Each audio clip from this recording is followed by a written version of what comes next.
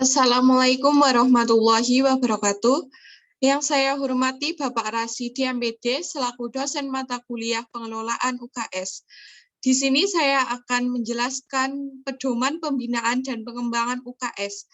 Sebelum menjelaskan lebih lanjut, perkenalkan, saya Cynthia Mandarahayu, NPM 2003050118, kelas 2C PGSD. Yang pertama, mengenai latar belakang. Keberhasilan pembinaan dan pengembangan usaha kesehatan sekolah atau madrasah UKSM terlihat dan tercermin pada perilaku hidup bersih dan sehat serta meningkatnya derajat kesehatan peserta didik khususnya dan masyarakat sekolah pada umumnya. Nah, hal ini merupakan dampak yang diharapkan dari terlaksananya pembinaan dan pengembangan program UKSM di semua satuan pendidikan mulai dari tingkat TK atau RA, SD atau MI, SMP atau MTS, dan SMA, SMK atau MA. Program peningkatan perilaku hidup bersih dan sehat atau PHBS bagi peserta didik perlu dilakukan sedini mungkin secara terpadu, terencana, terarah, dan terkoordinasi dari 4 kementerian terkait, mulai dari tingkat pusat sampai daerah, serta melibatkan kerjasama dengan stakeholder.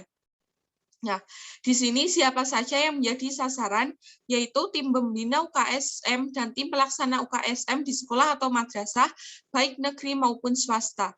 Nah, tujuannya yang pertama, pelaksanaan program harus dilakukan secara terpadu, terarah, intensif, dan berkesinambungan. Yang kedua, membantu guru dan kepala sekolah dalam mempersiapkan sarana dan prasarana UKSM di sekolah. Yang ketiga, membantu tim pembina pada tingkat kecamatan, kabupaten, atau kota dalam melaksanakan pembinaan dan pengembangan UKSM.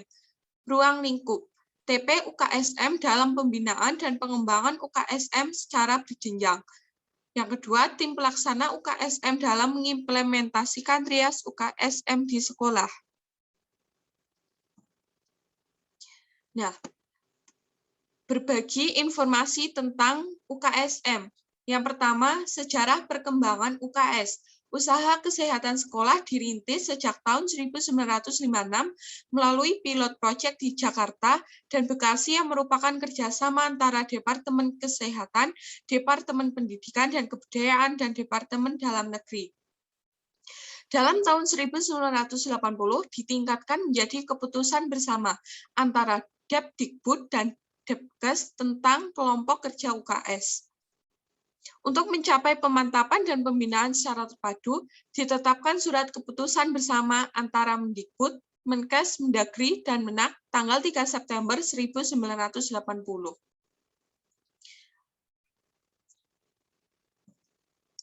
Kemudian tujuan UKSM, yaitu dibagi menjadi dua, tujuan umum, membina dan meningkatkan kesehatan anak usia sekolah pada setiap satuan pendidikan.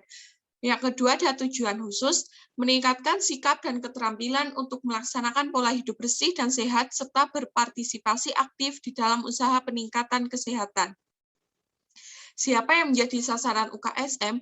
Yaitu warga sekolah, unsur puskesmas, dan unsur tim pelaksana sekolah dari tingkat pendidikan PAUD sampai SMA, SLB, peserta Ponpes, dan lingkungan sekitar. Ruang lingkup pembinaan UKSM. Trias UKS meliputi pendidikan kesehatan, pelayanan kesehatan, pembinaan lingkungan sekolah sehat. Yang kelima, langkah penyelenggaraan UKSM. Identifikasi masalah, perencanaan program, skala prioritas program, pelaksanaan program, pengendalian dan pengawasan program, serta monitoring, evaluasi, dan pelaporan sekolah. Yang keenam, ada tim pembina dan tim pelaksana UKSM. Tim pembina UKSM pusat, ada provinsi, kabupaten atau kota, kecamatan, dan tim pelaksana di sekolah. Nah, yang ketujuh, ini dilampirkan bagan struktur organisasi tim pembina UKSM mulai dari tingkat pusat, provinsi, kabupaten, kecamatan. Nah, di sini untuk bagan organisasi tim pembina UKS kecamatan. Yang pertama ada ketua camat, kemudian ketua 1, kepala cabang dinas pendidikan, ketua 2, kepala puskesmas, ketua 3, pengawas pendais, ketua PKK kecamatan. Nah, sekretaris kecamatan, kemudian ada anggota. Siapa saja anggota tersebut? Yang pertama ada unsur dinas pendidikan, kedua unsur puskesmas, ketiga unsur kandebak, keempat unsur pengawas pendais, kelima unsur PKK, dan keenam ada unsur PMI. Yang di sebelahnya ada struktur organisasi tim pelaksana UKSM. Yang pertama ada pembina lurah atau kepala desa, yaitu ketua kepala sekolah atau madrasah yang dibagi menjadi sekretaris 1, yang di dalamnya ada guru pembina UKS atau pembina UKS. Yang kedua ada sekretaris 2 yang di dalamnya terdapat ketua komite sekolah atau madrasah. Nah, kemudian terdapat anggota. Siapa saja anggota tersebut? Yaitu ada unsur komite sekolah, petugas puskesmas pembina, unsur guru, PKK, dan unsur siswa. Kedelapan, ada tugas dan fungsi tim pelaksana UKSM. Tugasnya menyusun rencana kegiatan, melaksanakan penilaian, monitoring, evaluasi, dan pelaporan. Nah, di sini berfungsi sebagai penanggung jawab dan pelaksana program di sekolah atau madrasah berdasarkan prioritas kebutuhan dan menyiapkan sekolah menjadi sekolah yang melaksanakan program UKSM dengan persyaratan. Yang ke-9 terdapat pembinaan dan pengembangan UKSM meliputi pembinaan tim pelaksana UKSM, pembinaan sarana prasarana, pembinaan lingkungan, penelitian dan pengembangan, dan pembinaan peserta didik. Bab 2. Penyusunan rencana kegiatan UKSM. Penyusunan rencana kegiatan UKSM. 1. Rencana kegiatan UKSM tahunan. Disusun oleh TP UKSM dan dilaksanakan selama 1 tahun pelajaran. Yang kedua, rencana kegiatan dan rencana anggaran belanja UKSM. Ketiga, langkah pelaksanaan. Yang pertama, menyusun rencana kegiatan UKSM dan rencana anggaran belanja atau disebut dengan RAB. Yang kedua, mengajukan rencana kegiatan UKSM dan RAB UKSM pada rapat pengurus komite sekolah untuk dimasukkan pada RKS dan RABS. Yang ketiga, sekolah dan komite sekolah menetapkan dan mengalokasikan ke dalam RKS dan RABS. Yang keempat, dalam penyusunan rencana kegiatan UKSM perlu memerhatikan kegiatan yang mengacu pada program UKSM, meliputi pendidikan kesehatan, pelayanan kesehatan, pembinaan lingkungan sekolah sehat, peningkatan mutu ketengahan, dan lain-lain.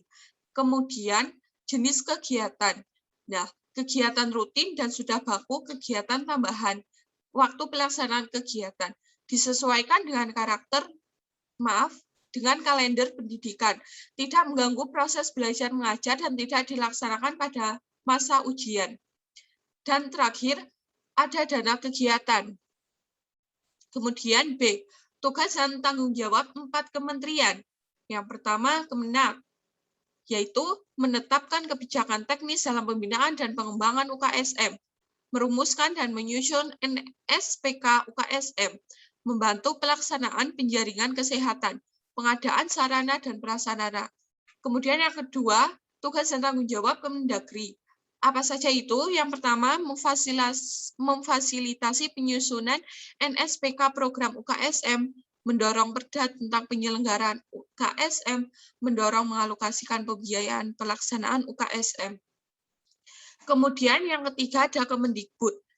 Yang pertama, mengembangkan metodologi pendidikan, membantu pelaksanaan penjaringan kesehatan dan pemeriksaan berskala di semua sekolah, melaksanakan komunikasi informasi dan edukasi atau KIE tentang UKSM.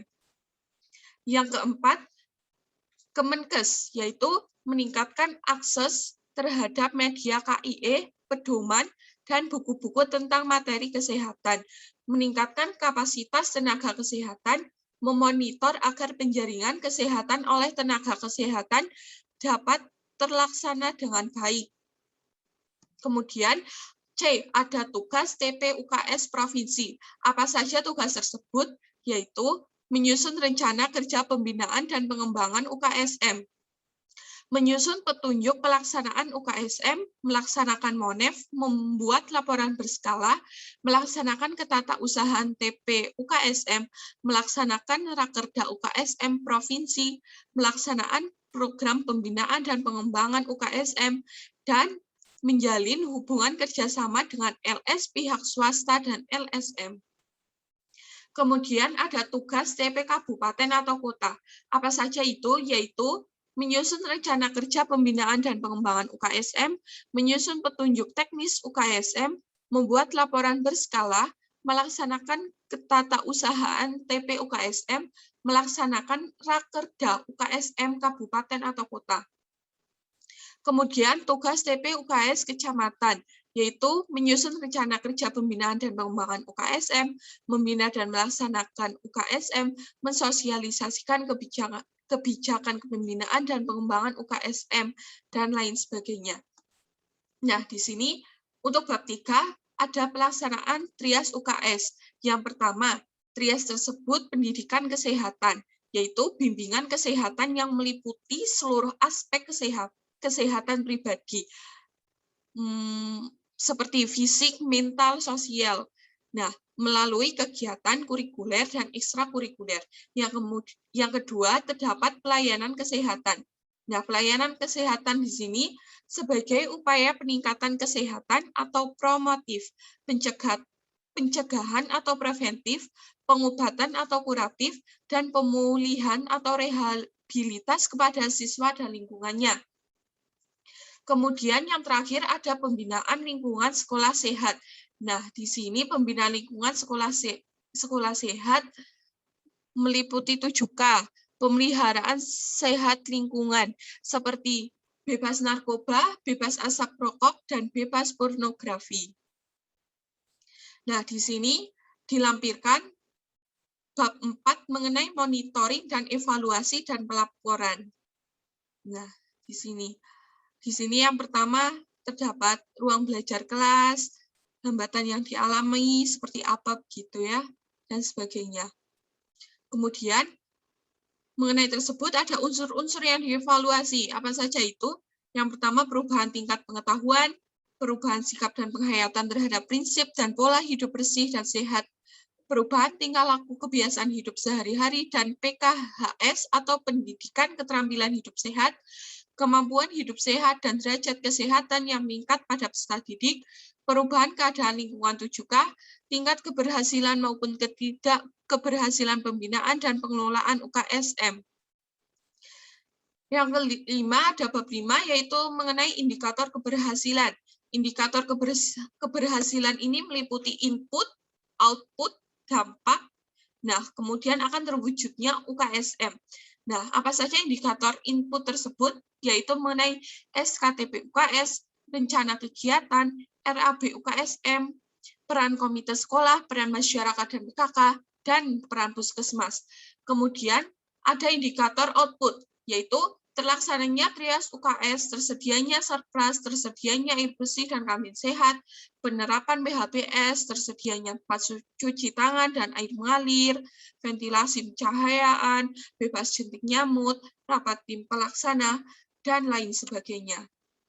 Nah, di sini ada indikator dampak.